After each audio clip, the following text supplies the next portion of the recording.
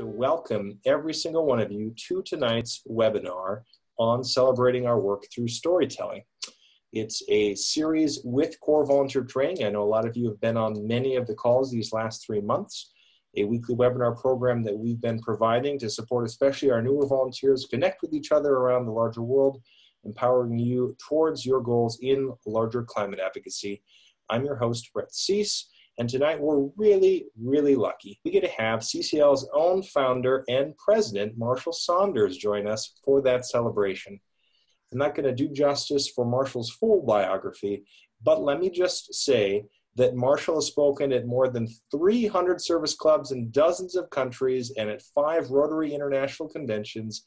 He is the founder and former chairman of the board of Gremín de la Frontera, a microcredit lender in Sonora, Mexico, that's made more than 10,000 loans to poor women of rural Mexico, and has served on that board of directors of several microcredit organizations, including Gremín de la Frontera. We are so honored to have you tonight join us, Marshall, and find out more about your early origin in just a moment. The 3 main points that we're looking forward to passing on tonight, if we've done our job well, are just having a chance to review why storytelling still matters in today's age, and what makes a good story. We're looking forward to celebrating those origins and the journey that CCL's been on as an organization from its first days with Marshall. And then we'll look forward to having a chance to practice sharing our stories of change and transformation with each other. We have a simple agenda. We're going to share a quick review of the power of stories, how they inspire change. Then we'll get to Marshall, and then we'll have a robust Q&A discussion. I know a couple of people asked questions ahead of time, and then a chance to share our own stories. So with that, let's start right out. Who here doesn't love stories, right? We're probably all here tonight for that very celebration. And to ground our own discussion tonight, I think what's really powerful is just to remember that stories have an age-old tradition, and even in our modern pop culture, they surround us with how we learn and listen. They're part of our cultural lexicon, and they all really, the powerful ones, have a similar element. Their hero's journey, which is a really great basis for storytelling. If you aren't familiar with the hero's journey, and all of you are on your own journey as heroes, it stems from the work of Joseph Campbell, a mythologist. And here's a really powerful visual for it. It's an arc. Campbell became famous as a researcher for writing this book, A Hero with 1,000 Faces. And in that book, he discovered that there's a lot of common themes and patterns that run through our favorite stories for generations and generations, from Homer's Iliad and Odyssey all the way through Star Wars, The Matrix, and The Wizard of Oz. And this graphic arc really traces that pattern that Campbell distilled down after years of research. He calls that structure the monomyth. And we're not going to get into mythology for too much tonight, but I did want to highlight that a couple of common themes we all can learn from our own storytelling are the following. You can see here at the very top that as heroes, we're all called to adventure and stepping into our own advocacy with CCL, perhaps. You can see that maybe many of us are still on this early part of our journey with CCL, and the hero often feels unlikely. They don't feel like maybe they're even called for that purpose initially that they're being called into. Then the hero goes through some sort of conflict, and then a transition from the world that they used to be in into the new world that they find themselves in now. They meet helpers and mentors along the way in that transition, and ultimately they deliver or return to the place that they began but transformed. And I think that's really the key of what we're all going to walk away with tonight in reflecting in our own heroes' journeys. And we'll touch on that in just a little bit. But if we had to distill it down to the 3 words, what makes a good story, here they are. Anyone's personal journey can be simplified into this 3-step approach. What happened before, what happened afterwards, and how did that change? Explaining that change. If you really want to dive into not only the elements of a framework with an effective story, but also the purpose of it, let's jump into really reminding ourselves, why are we even talking about this? Why bother tonight? Well, there's a lot of powerful quotes out there that remind us that effective storytelling can change opinions, can inspire those that we tell these stories to achieve goals that they don't even think might be possible, and demonstrate empowerment of how we can change things for the better. This quote by Michael Margolis is one that I absolutely love. The stories we tell literally make the world around us. If you want to change the world, you need to change your story. And if you remember, that's very much at the heart of what Marshall and the early foundation of CCL was all about, to provide that very purpose to empower all of us as individuals to experience breakthroughs in exercising our own personal and political power. At this point, we know that tonight's purpose is in storytelling is to really help you realize that you are already on your own journey, that you're already experiencing great breakthroughs, and let's find ways to really crystallize those and convey those to others in your life to help captivate the magic that you're feeling in your advocacy and bringing them along with you to help transform our world as we need it to be.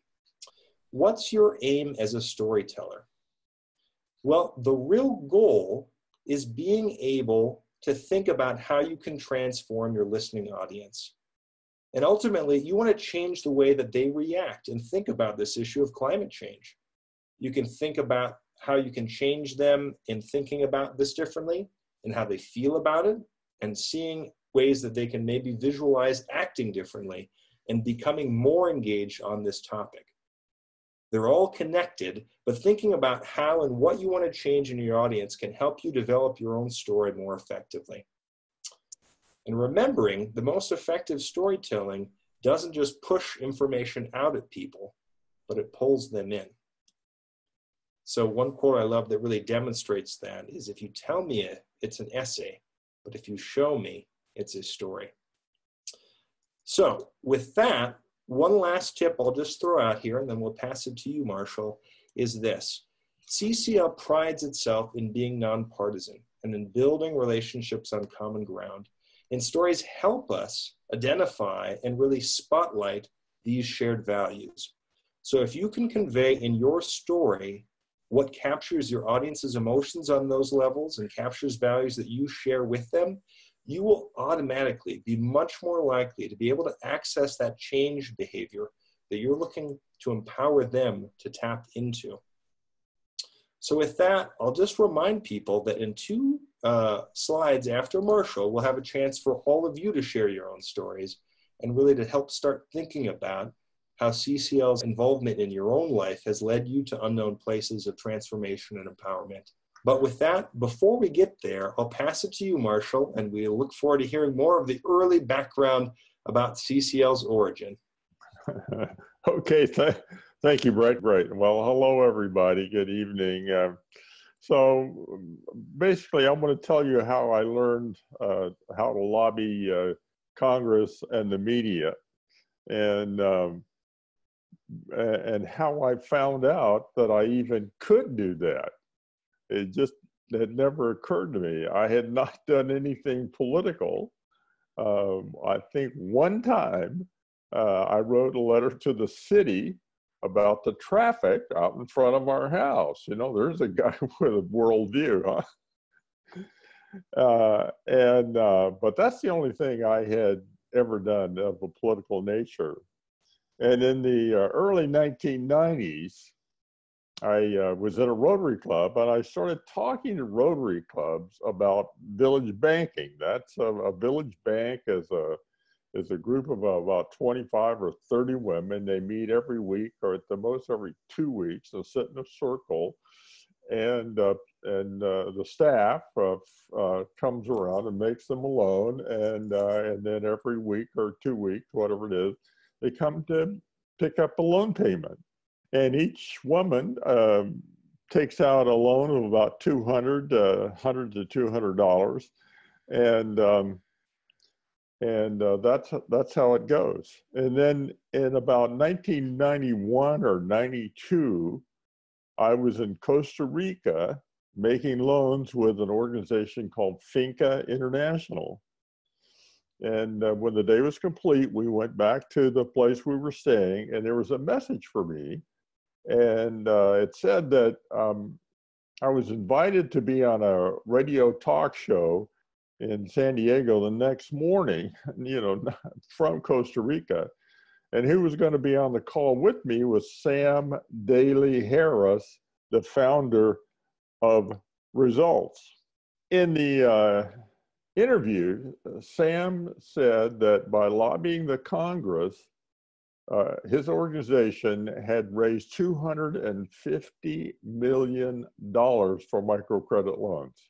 $250 million. Well, I'd been working very hard with a lot of Rotarians and the Rotary Foundation, and we had raised far less. And so, frankly, I didn't believe him. I was disposed to not believe him. And then, for whatever reason, I was a little miffed about it.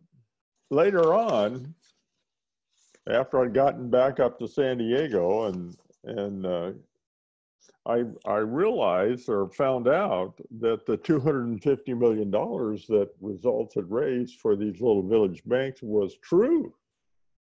And so what was there for me to do but to join Results, join them, find out what they were doing, essentially how to lobby the Congress and how to lobby the media, and see how big of a contribution I could make. And it was going great. And everything was just going along happily. And as I say, it was making the difference I was proud of. And then one evening, just a regular, maybe Friday evening, and Pam and I thought, well, let's go to the movie. And I persuaded her that we should go see a movie called The Inconvenient Truth. And I was just blown away by what I saw. And a few days later, I went back to see it by myself. Then a few days later, a friend, Bruce Underhill, was a Results partner, asked me to go with a group of Results people. And, though it was the third time inside of 2 weeks, I went. And as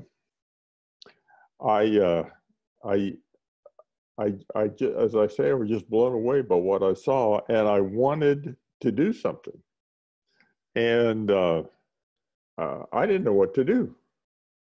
I'm not a politician. I'm not a scientist. I'm not a, writer. I didn't have a list of people to call who might be interested in this. I just didn't know what to do.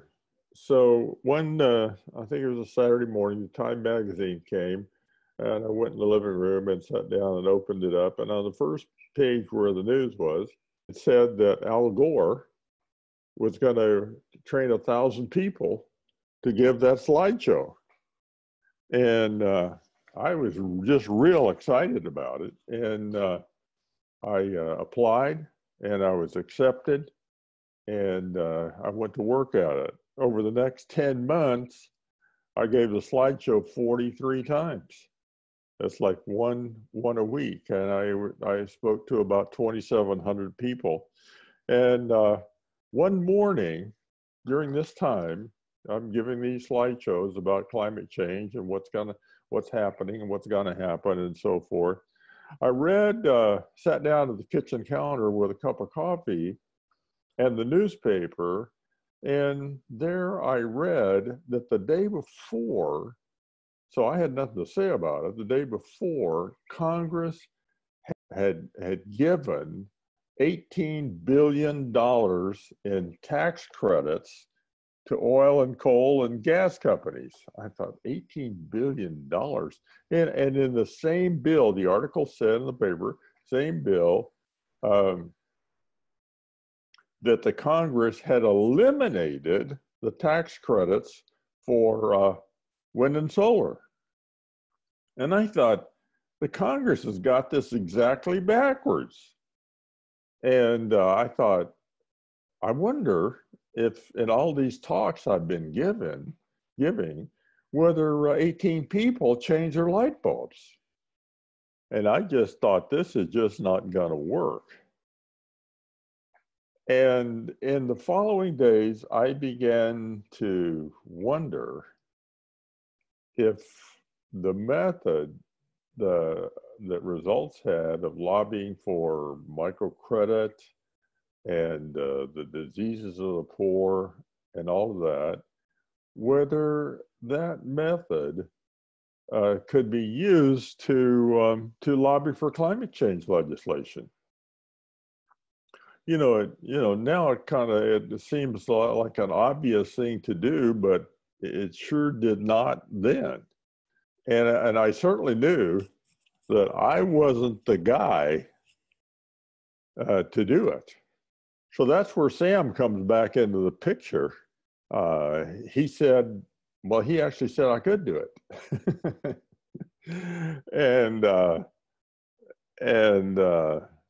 and he said he would help me.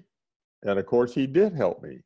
And I knew that if I went ahead with other people, and what we would be doing would be like the greatest social achievement of all time. I mean, it was huge. And I knew that it was going to be an experiment. And I knew from the beginning that the oil companies and the coal companies and gas companies were not going to like what we're doing.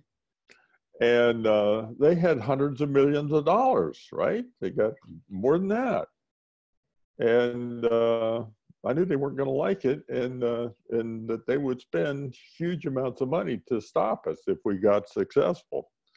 If we were to go ahead, we'd have to educate and organize really thousands of people across the country. And it seemed like way too much work. I was 68 years old at the time. So it all really seemed impossible. And then again, Sam, I'm talking to Sam every once in a while. He said, let me give you this quote from Buckminster Fuller. And here's a quote. It says, the things to do are the things that need doing, that you see need doing, that nobody else seems to see need doing. So I'll read it again. The things to do are the things that need to be done, that you see need to be done, but nobody else seems to see need being done. And it just was smacked me in the face, and I knew that lobbying Congress and the media for climate change legislation was certainly one of the things that needed to be done. Well, I'm in one of those situations where I was trapped, and there was no wiggle room for me. And so I called everybody I knew that might have some kind of a interest in this. And we had the first group start meeting. So in closing, you and I are trying to pull off the greatest social achievement of all time. Success is anything but assured. This challenge requires that you and I tell our stories in as powerful and as persuasive a manner as we can. So I say, let's do it. Let's go. All right. Thank you very much. Bravo. Oh, Marshall, thank you for being here. And let's go to the phones here and share and empower each other. Because, I mean, really the takeaway from tonight is that we're all storytellers, even if we don't feel it, or even if we don't see ourselves in that role. And to really practice this, right? We only get better with the chance to learn and listen and have a safe space to really develop sharing our own stories. So if there's anyone on the line that would feel comfortable to initiate and really respond to either of these prompts. What are you most proud of as a CCL volunteer, or what experiences helped expand your comfort zone and led you to unknown places? We'd absolutely love to hear and make space for each of you. a champion of social change, but I'm doing it in a academic setting, which is what which is wasn't what I expected. But now I'm in a better place where I can talk to students, I can talk to community members about climate change and what they can do and how their voices can be heard. I talk to them about being engaged in what's going on. You know, I think a lot of them, may not have even realize how significant climate change is an issue, but I implement that into my curriculum and into my classes. I want to do more with that. So I want it to be more where we talk to adults as well and educate adults about climate change and how they can make their voices be heard. So I don't know if that was how I was supposed to say my story. Kenya, this is Thank you. perfect. This Uh-huh. exactly what we were You too. hoping for, people just being open and honest and themselves. And obviously, we actually have a lot of students on the line tonight. I'd love to especially hear from their perspectives and, what would they love to hear from their own professors and instructors. But that's a perfect way to launch us, Kenya. Thank you. Hey Brett, it's Haley. Can you hear me? Yeah, go for it, Haley.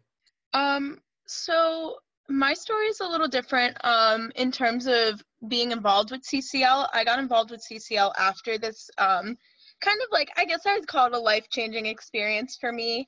I do theater at Drew University, and I'm trying to start a chapter on my campus. So I thought that I could make a difference by showing people. I did a performance art piece on my campus, and specifically because it was a women's and gender studies project, I wanted to focus it on how marginalized women are most affected by climate change because they work so closely with the land and soil and water and etc. And it's like the worse that our climate gets, the worse that these things will continue to get.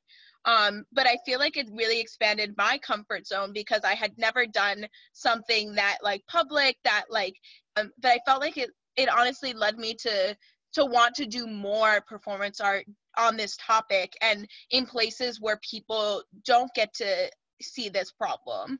I feel like it's such a intimate way to address a problem that people can't ignore it.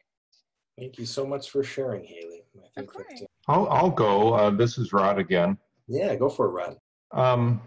The thing that has stretched my comfort zone has been, I'm a scientist, so I came to this world of climate change as a scientist, and I thought, oh, this is simple.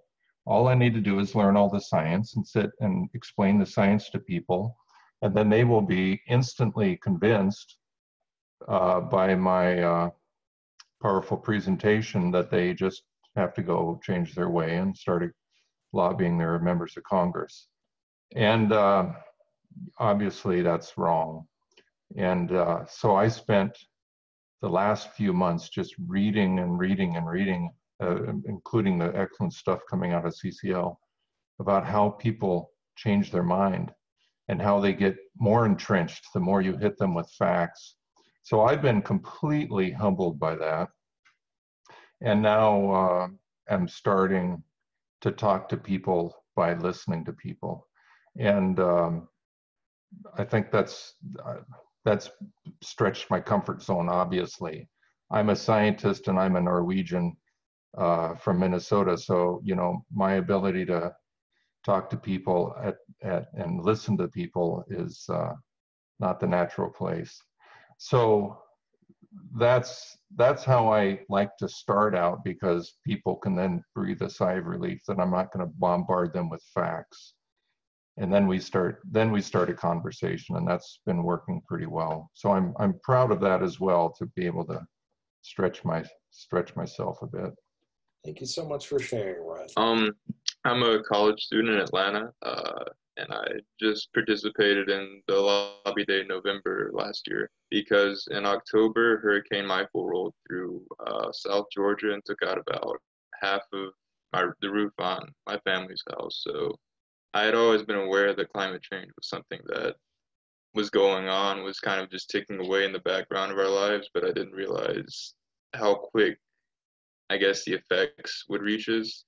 and felt really kind of a deep emotional need to take some sort of action on it. So I ended up interning and getting on a plane, first plane I'd ever been on, actually, to DC to help out. And that's the beginning of my involvement with CCL so far. And now I'm trying to do some outreach efforts on campus, stuff like that. But yeah, I think I just wanted to thank like the organization and Marshall for helping me have an avenue for expressing the need to help with this. So yeah. Yeah, sure. Sure, appreciate your participation. You look like a brave young man. Thanks, Marshall.